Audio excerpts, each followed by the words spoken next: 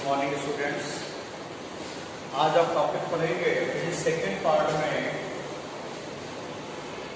ऊष्मा स्थानांतरण। ऊष्मा स्थानांतरण क्या होता है बेटा? ऊष्मा स्थानांतरण की आपकी तीन विधियां होती है, चालन, संवहन और विकिरण। कितनी विधि होती है बेटा? चालन, संवहन और विकिरण। चालन क्या है? जैसे किसी एक क्षण को आप एक सिरे को गर्म करेंगे, धीरे धीरे पूरी क्षण गर्म हो जाती है, ये विधि चालन कहलाती है।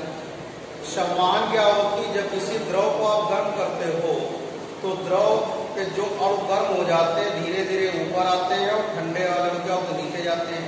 इस तरह से सर्कुलर प्रोसेस चलता है और पूरा द्रव क्या होता है? गर्म हो जाता है। तो ये विधि संवहन कहलाता है। विकिरण क्या होता है? जब ऊष्मा का स्थानांतरण बिना किसी माध्यम के होता है। कैसे होता है? जब ऊष्मा का स्थानांतरण बिना किसी माध्यम के होता है तो उसे हम क्या कहते हैं? विकिरण कहते हैं।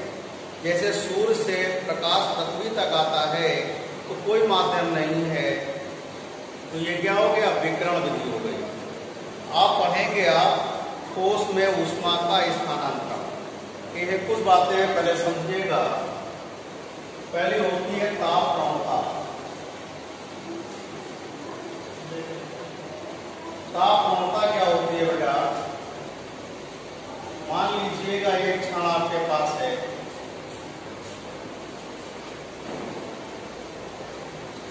ये क्षण है आपके पास,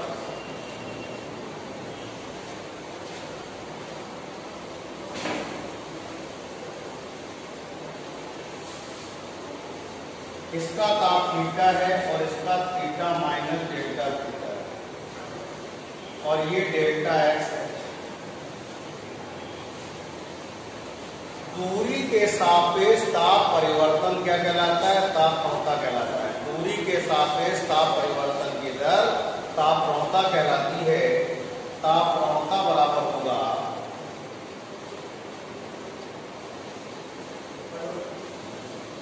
theta minus delta theta minus theta upon delta x. Theta minus delta theta minus theta upon delta x, ये कैंसिल हो गया।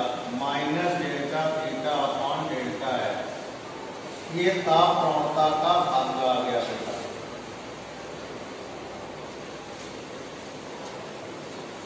इसका मात्रक डिग्री सेंटीग्रेड प्रति मीटर होता है। तो ताप प्रवणता क्या बताया मैंने? दूरी के सापेक्ष ताप परिवर्तन की दर को ताप प्रवणता कहते हैं और इसका मात्रक डिग्री सेंटीग्रेड प्रति क्या होता है? मीटर होता है। बात समझ में आ गई? नंबर 2, स्थायी दशा।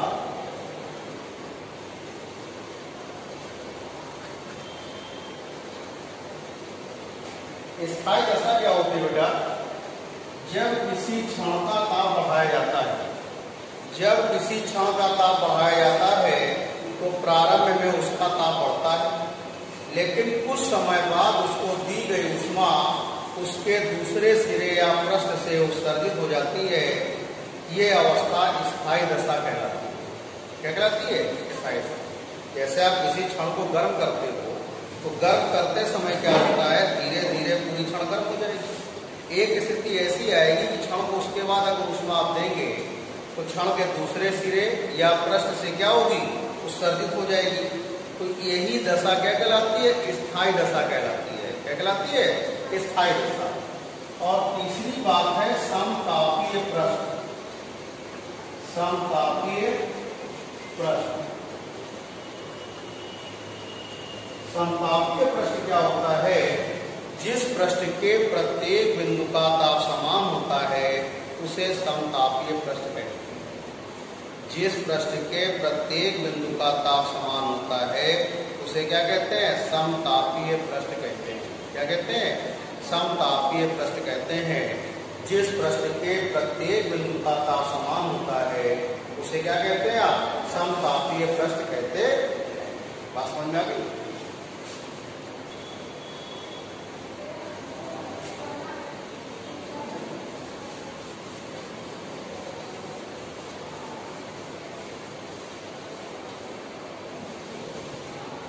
अब देखिए बेटा ऊष्मा चालकता गुणांक।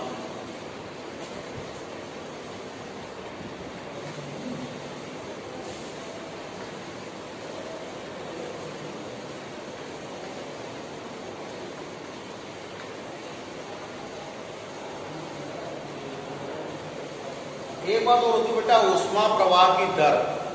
किसी वस्तु द्वारा ऊष्मा किसी बालिका द्वारा ली गई ऊष्मा और समय का अनुपात ऊष्मा प्रवाह की दर कहलाता है और इसे कैपिटल एस से निरूपित करते हैं और इसका मात्रक क्या होता है?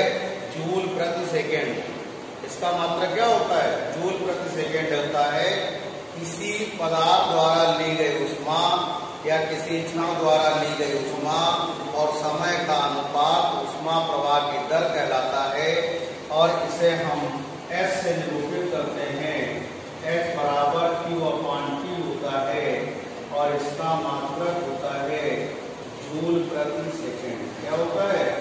जूल प्रति सेकेंड और इसको कैपिटल S से निरूपित करते हैं।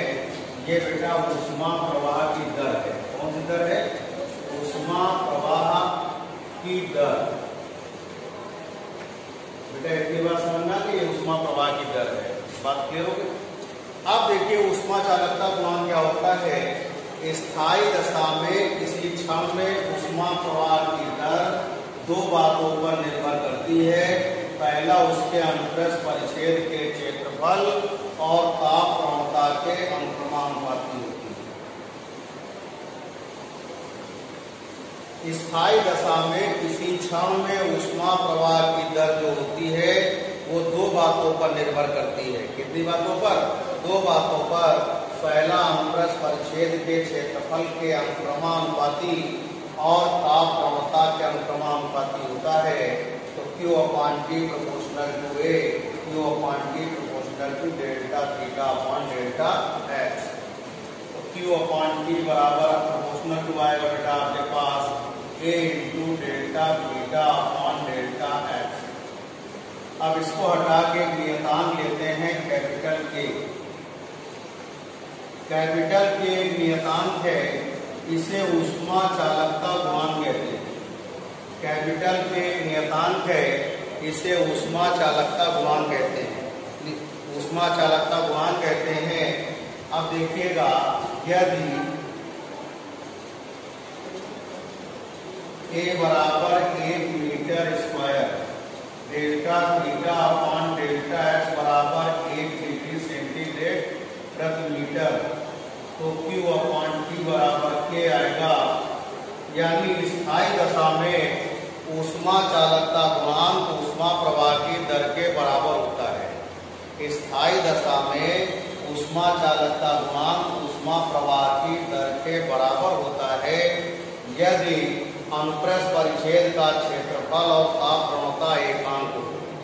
स्थायी दशा में ऊष्मा चालकता गुणांक ऊष्मा प्रवाह की दर के बराबर होता है यदि अनुप्रस्थ परिच्छेद का क्षेत्रफल और ताप प्रवणता एकांक हो। अनुप्रस्थ परिच्छेद का क्षेत्रफल और ताप प्रवणता कितनी हो?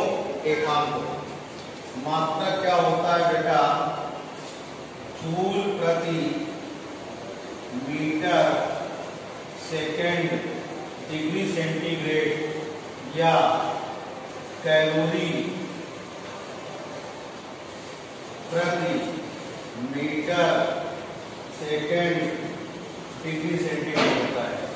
इसका मात्रक क्या होता है? जूल प्रति मीटर सेकेंड डिग्री सेंटीग्रेड या कैलोरी प्रति मीटर सेकेंड डिग्री सेंटीग्रेड होता है। तो ये था बेटा आपका ऊष्मा चालकता गुणांक।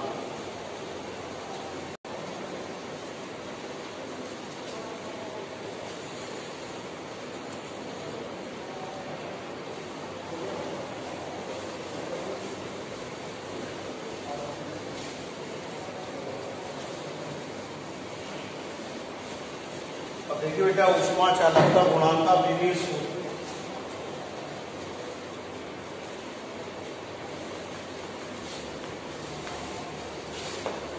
Q/T बराबर दिया है A delta theta upon delta x। K equal to होगा Q into delta x, K equal to Q into delta x upon A into K into delta theta होगा। आप देखिएगा इसमें अगर डायमेंशन फार्मूला का इसका लेंगे वर्क ऊष्मा का है ml² e की पावर -2। ये बेटा l होगा डिस्टेंस है, एरिया के लिए l², साइन के लिए t और डेल्टा थीटा के लिए थीटा। बेटा ये होगा पावर 2 है, पावर 1 है, l³ हो गया t की पावर -2।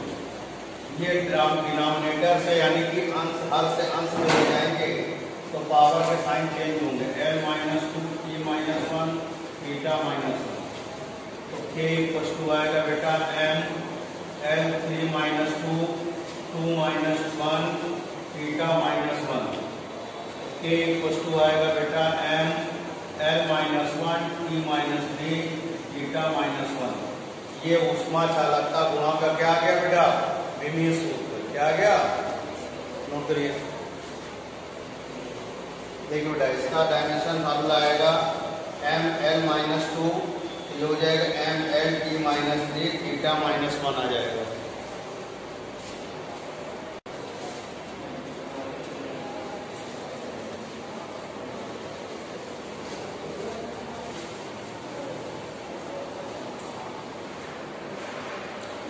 अब देखिए उसमें प्रतिरोध,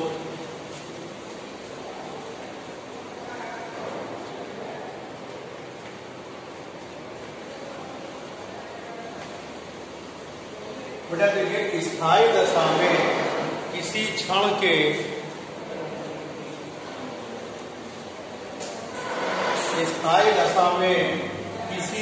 के सिरों के तापांतर और ऊष्मा प्रवाह की दर का अनुपात ऊष्मीय प्रतिरोध कहलाता है।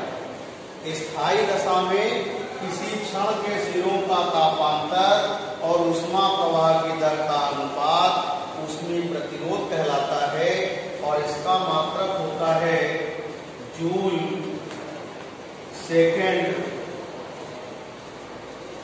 इसका मात्रक होता है डिग्री सेंटीग्रेड सेकेंड प्रति जूल होता है, या डिग्री सेंटीग्रेड सेकेंड प्रति कैलोरी होता है। बात समझ में आ गई कि नहीं आ गई? क्या कहते हैं कि किसी क्षण स्थायी दशा में किसी क्षण के सिरों का तापांतर और ऊष्मा प्रवाह की दर का अनुपात ऊष्मीय प्रतिरोध कहलाता है। कैपिटल R से निरूपित करते हैं और इसका मात्रक डिग्री सेंटीग्रेड सेकेंड प्रति जूल या डिग्री सेंटीग्रेड सेकेंड प्रति कैलोरी होता है। तो देखिए बेटा R बराबर डेल्टा थीटा अपॉन ये लिखेंगे Q अपॉन T आएगा। अब देखिएगा Q अपॉन T की वैल्यू अभी आपको मालूम है Ka delta theta upon delta S होता है। ये इससे कैंसिल हो गया, R इक्वल टू आ गया डेल्टा S अपॉन Ka आ गया। यदि डेल्टा S बराबर L तो R बराबर आएगा L अपॉन Ka।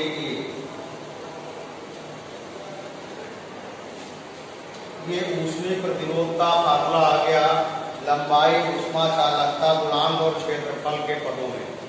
तो ऊष्मीय प्रतिरोध समझ में आ गया बेटा क्या होता है कि स्थायी दशा में किसी क्षण के सिरों के तापांतर और ऊष्मा प्रवाह की दर का अनुपात ऊष्मीय प्रतिरोध कहलाता है। कैपिटल R से निरूपित करते हैं। मात्रक डिग्री सेंटीग्रेड सेकेंड प्रति जूल या डिग्री सेंटीग्रेड सेकेंड प्रति क्या होता है, कैलोरी होता है। यदि डेल्टा S बराबर है तो R बराबर है मान कितना होगा, यहाँ से Ka आ जाएगा।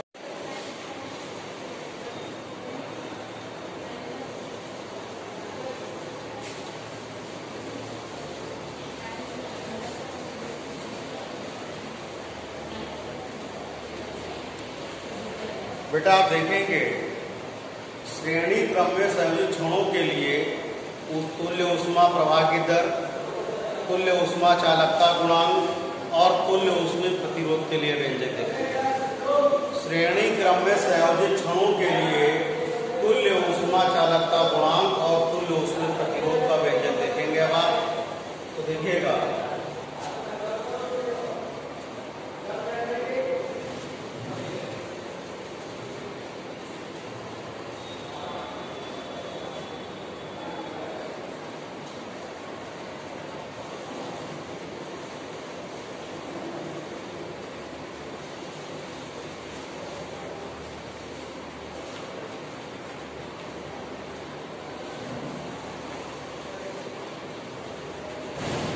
मान लीजिएगा दो क्षणें आपकी श्रेणी क्रम में संयोजित है।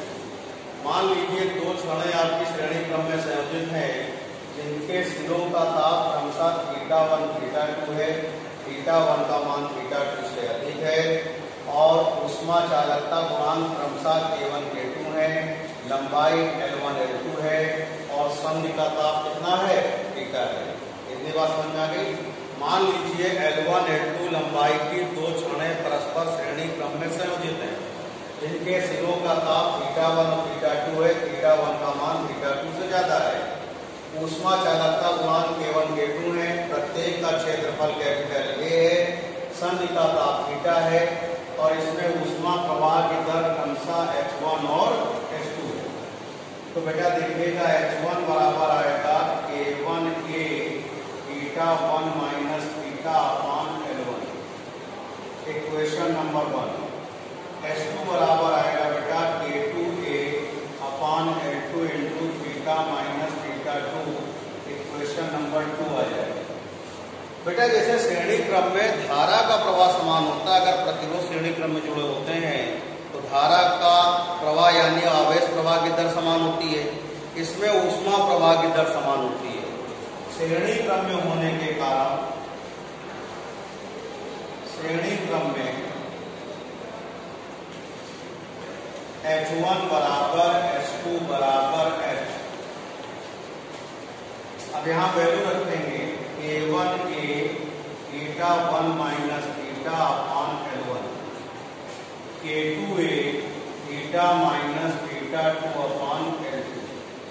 बेटा यहाँ A से कैंसिल हो गया, फिर आएगा K1 अंदर मल्टीप्लाई कर रहे हैं, K1 L1 θ1 माइनस K1 θ अपान L1 बराबर K2 θ अपान L2 माइनस K2 θ2 अपान L2। बेटा थीटा वाले पदों को एक साइड कर लीजिए, θ1 θ2 को अदर साइड कर दीजिए, तो आएगा ये K1 θ अपान L1 प्लस K2 θ अपान L2, K1 θ1 अपान L1 प्लस K2 θ2 अपान L2। थीटा कॉमन K1 अपान L1, K2 अपान L2 और यह आएगा आपके पास K1 θ1 अपान L1 प्लस K2 θ2 अपान L2। अब बेटा इनको एलसीएम लेके हल करेंगे।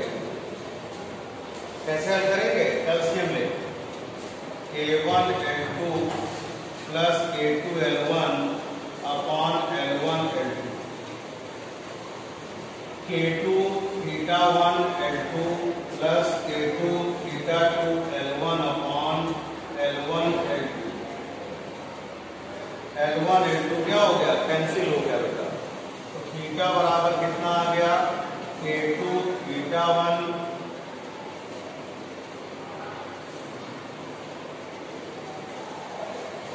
K1 θ1 L2 plus K2 θ2 L1 upon K1 L2 plus K2 L1। ये इक्वेशन नंबर 4 है। बेटा एक बार फिर समझ लेंगे कि पहले आपने H1 निकाला, H2 निकाला, श्रेणी क्रम में होने के कारण H1 बराबर H2 बराबर H हो गया। इसके बाद अब आप करेंगे A से कैंसिल हो गया, तो यहाँ से K1 L1 का अंदर मल्टीप्लाई, K2 L2 का अंदर मल्टीप्लाई। इसके बाद थीटा वाले पदों को एक साइड, θ1 θ2 वाले पद एक साइड कर दिए। अब इसमें एलसीएम थीटा कॉमन ले लिया। अब एलसीएम इसमें L1 L2 आएगा तो क्या होगा K1 L2 plus K2 L1 आएगा। इधर से आएगा एलसीएम L1 L2 आएगा, K1 theta 1 L2 plus K2 theta 2 L1 होगा अपान L1 से L1 L2 कैंसिल हो जाएगा। तो थीटा का वैल्यू क्या आएगी बेटा K1 theta 1 L2 plus K2 theta 2 L1 अपान K1 L2 plus K2 L1। ये थीटा का मान यानी संधि का ताप आपका निकल आया।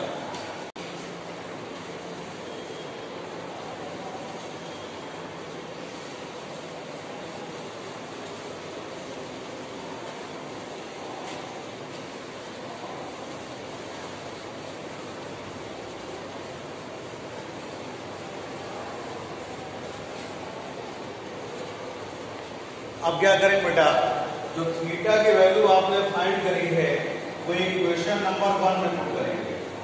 H1 equals to K1A upon L1 और ये आएगा आपके पास theta 1 minus K1 theta 1 L2 plus K2 theta 2 L1 upon K1 L2 plus K2 L1। अब इसको एलसीएम लेके हल करेंगे तो आपको मालूम है H1 बराबर H2 बराबर H है, K1A अपॉन L1 और इसको एलसीएम लेके जब सॉल्व करेंगे तो आएगा K1 theta 1 L2 plus K2 theta 1 L1 minus K1 theta 1 L2 plus K2 theta 2 L1 upon K1 L2 plus K2 L1। अब क्या करेंगे, माइनस का अंदर मल्टीप्लाई करेंगे तो साइन क्या होंगे, चेंज हो जाएंगे। तो यह आएगा H बराबर K1A upon L1 K1 theta 1 L2 plus K2 theta 1 K2 theta 1 L1 minus K1 theta 1 L2 minus K2 theta 2 L1 upon K1 L2 plus K2 L1। अब ये K1 theta 1 L2 K1 theta 1 L2 cancel हो गया। अब जो बचा उसको लिखिएगा तो H बराबर क्या होगा K1 A अपॉन L1। यहां से देखिएगा ये बचा है आपके पास K2 theta 1 L1 minus K2 theta 2 L1 upon K1 L2 plus K2 L1। बेटा यहां से आप K1 K2 L1 कॉमन कर लेंगे तो यह आएगा theta 1 minus theta 2 upon K1 L2 plus K2 L1। बेटा ये L1 से L1 क्या होगा, कैंसिल हो जाएगा।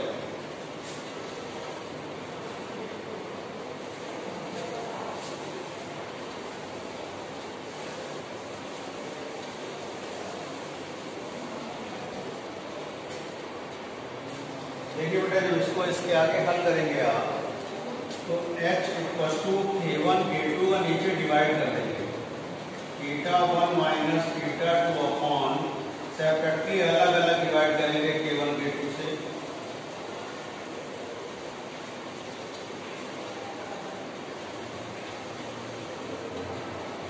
K2 K2 cancel, K1 K1 cancel. तो यहां से बेटा H बराबर आएगा आपके पास A into theta 1 minus theta 2 upon L1 upon K1 plus L2 upon K2। Equation number 5। अब एक चीज ध्यान दीजिएगा, अगर यहां से रेजिस्टेंस आपको निकालना हो तो इसको इस तरह से करोगे आप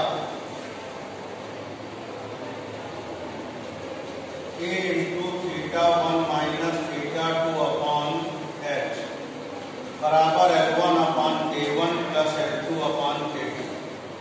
तो यह आएगा theta 1 minus theta 2 upon H L1 upon K1A plus L2 upon K2A। बेटा ये R की वैल्यू है और ये R1 की वैल्यू है और ये R2 की वैल्यू है। तो ये आ गया रिजल्टेंट, आपके पास रेजिस्टेंस आ गया।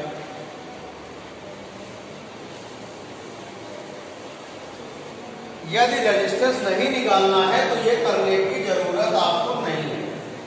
यदि उसमें प्रतिरोध नहीं पूछा जाता है रिजल्टेंट, तो आपको ये करने की जरूरत नहीं। यदि पूछा जाता तो आप इसको करो। इसके बाद देखिएगा, यदि तुल्य ऊष्मा चालकता गुणांक K हो पूरी क्षण के लिए, तो यहां पर H इक्वल क्या होगा बेटा, KA θ1 माइनस θ2 पूरी क्षण के लिए है upon total length L1 plus क्या होगा L2। Equation number 7।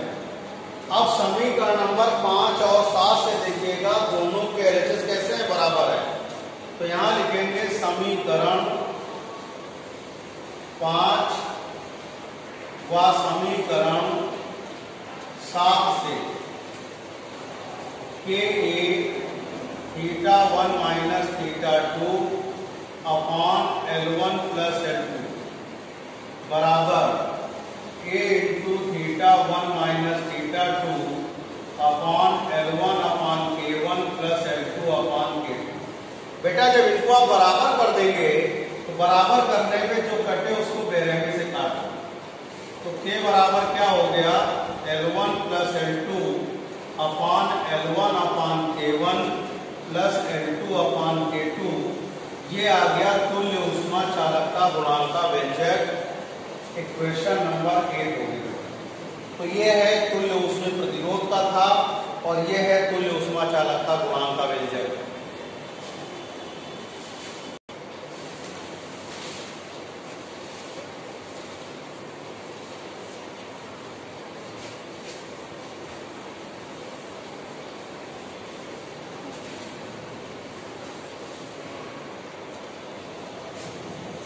देखिए बेटा, केस फर्स्ट इसी में यदि n क्षणें श्रेणी क्रम में संयुक्त हो, कितनी क्षणें हो, यदि n क्षणें श्रेणी क्रम में संयुक्त हो तो क्या होगा, K बराबर L1 plus L2 plus L3 plus dot dot dot plus क्या होगा Ln upon L1 upon K1 plus L2 upon K2 L3 upon K3 dot dot dot plus Ln upon क्या होगा Kn। अगर n क्षणें श्रेणी क्रम में संयुक्त है तो तुल्य ऊष्मा चालकता गुणांक का व्यंजक क्या आएगा, K equal to L1 plus L2 plus L3 plus Ln upon L1 upon K1 plus L2 upon K2 plus L3 upon K3 plus dot dot dot Ln upon Kn। Case second, यदि L1 बराबर L2 बराबर L, तो K बराबर L1 plus L2 upon L1 upon K1 plus L2 upon K2।